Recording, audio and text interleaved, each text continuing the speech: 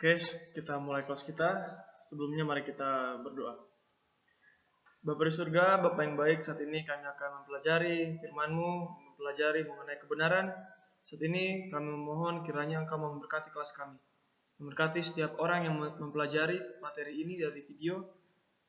Dan biarlah kami boleh mengerti dan mengimaninya. Di dalam nama Tuhan Yesus, kami telah berdoa. Amin.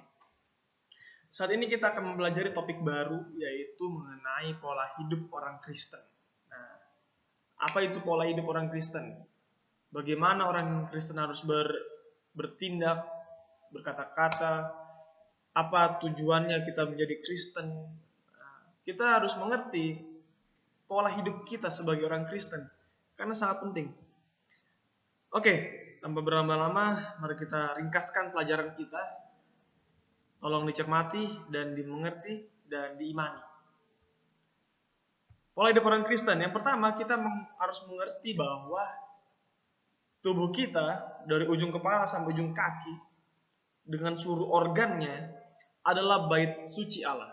Bait Allah, bait Roh Kudus, tempat Allah bertahta. Keluaran 25 ayat 8, fungsi bait suci. Dan mereka harus membuat tempat kudus bagiku, supaya aku akan diam di tengah-tengah mereka. Bait suci adalah tempat di mana Allah berada. Jadi, di zaman dahulu orang Israel membangun bait suci supaya Allah bisa ada di tengah-tengah mereka. Supaya Allah bisa berdiam di tengah-tengah mereka. Supaya Allah boleh mengendalikan kehidupan mereka. Alkitab mengatakan bahwa tubuh kita adalah bait suci dan kita harus menjaganya. Kalau tubuh kita adalah bait suci, di manakah Allah bertahta? Allah bertahta di pikiran kita. Dan seluruh anggota tubuh kita akan mempengaruhi pikiran kita. Kalau sakitnya di paru-paru, pikiran kita terganggu. Sakitnya di jantung, pikiran kita terganggu. Jadi seluruh tubuh kita akan memberi dampak kepada pikiran kita, kepada otak kita. 1 Korintus 3:16, tidak tahukah kamu bahwa kamu adalah bait Allah, bait suci, dan bahwa Roh Allah diam di dalam kamu? Jika ada orang yang membinasakan atau merusak bait Allah, maka Allah akan membinasakan dia. Sebab bait Allah adalah kudus dan bait Allah ialah kamu. Kita adalah bait Allah. Bait suci yang harus dijaga. Bait suci harus dijaga kebersihannya, keteraturannya, dan semuanya. 1 Korintus 6 ayat 19. Atau tidak tahukah kamu bahwa tubuhmu adalah bait Roh Kudus yang diam di dalam kamu. Roh Kudus yang kamu peroleh dari Allah. Dan kamu bukan milik kamu sendiri. Kita ini meminjam tubuh. Tubuh kita diberikan oleh Tuhan. Oleh karena itu, sesuatu yang dipinjamkan harus dijaga dan dikembalikan. Kalau kita merusak tubuh ini, kita merusak tubuh yang diberikan oleh Allah. Selanjutnya, kita tidak boleh merusak dan menghancurkan tubuh kita. Oleh karena tubuh kita harus menjadi bait atau rumah Allah. Pola hidup orang Kristen adalah pola hidup yang menjaga tubuhnya. Pola hidup yang akan menggunakan seluruh tubuh untuk kemuliaan nama Tuhan. Nah, tindakan-tindakan apa yang merusak bait suci? Yang pertama, memakan makanan dan minuman yang tidak sehat. Memakan makanan haram yang dilarang Tuhan. Tidak istirahat, tidak tidur tepat waktu. Berpikiran negatif. Nah, inilah tindakan-tindakan ini yang akan merusak tubuh kita dan tindakan kita juga akan rusak. Nah, contoh pola hidup haram. Yang pertama, rokok. Banyak orang Indonesia yang merokok. Rokok melemahkan syaraf otak dan menimbulkan penyakit paru, jantung, tekanan darah tinggi, impotensi. Ada di bungkus rokok kan itu, dan lain-lain. Yang kedua, minuman alkohol. Alkitab sangat melarang minum alkohol, mabuk-mabukan. Itu dapat merusak daya ingat kalau kita minum alkohol. Kita akan merusakkan pertimbangan kita, bagaimana memilih yang baik dan yang buruk. Kita akan rusak di situ. Dan kita akan kekurangan daya belajar. Banyak orang yang mengkonsumsi alkohol jadi payah dalam belajar. Selanjutnya, narkoba. Narkoba menyebabkan kecanduan. Sebuah tindakan pidana. Kita dipenjara, bahkan dalam kasus tertinggi kita bisa dihukum mati. Menyebabkan kita juga mati karena penyakit. Overdosis, banyak orang yang mati karena narkoba. Selanjutnya, Tuhan juga melarang manusia mengkonsumsi makanan haram. Dengan tujuan apa? Tujuannya kesehatan.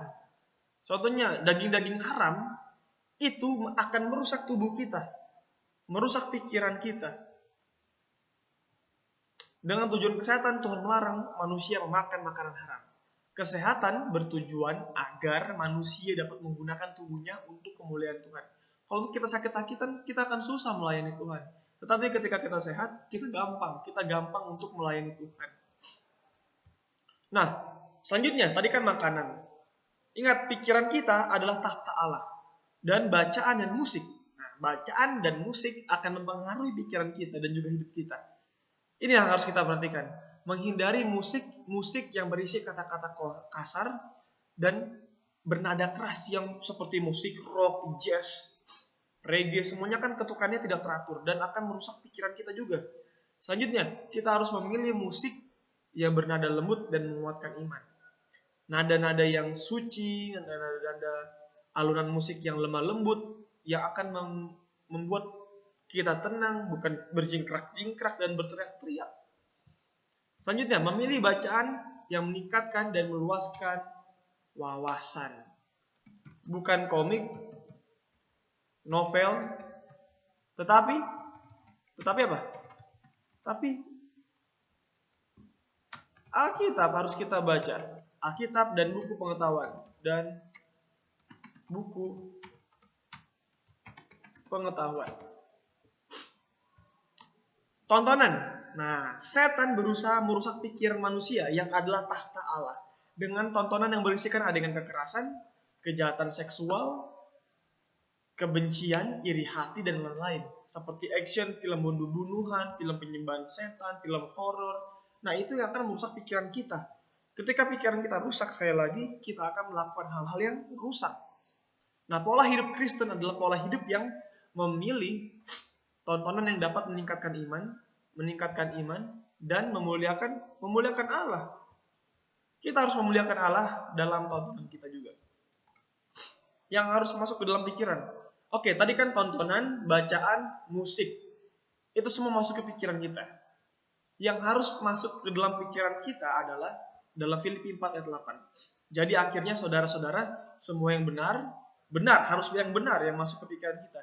Semua yang mulia, semua yang adil, semua yang suci, semua yang manis, semua yang sedap didengar, semua yang disebut kebajikan dan patut dipuji. 8 hal ini harus dipikirkan oleh manusia. Semuanya 8 hal ini harus masuk ke dalam pikiran manusia supaya manusia boleh hidup benar dan melayani Tuhan dengan baik.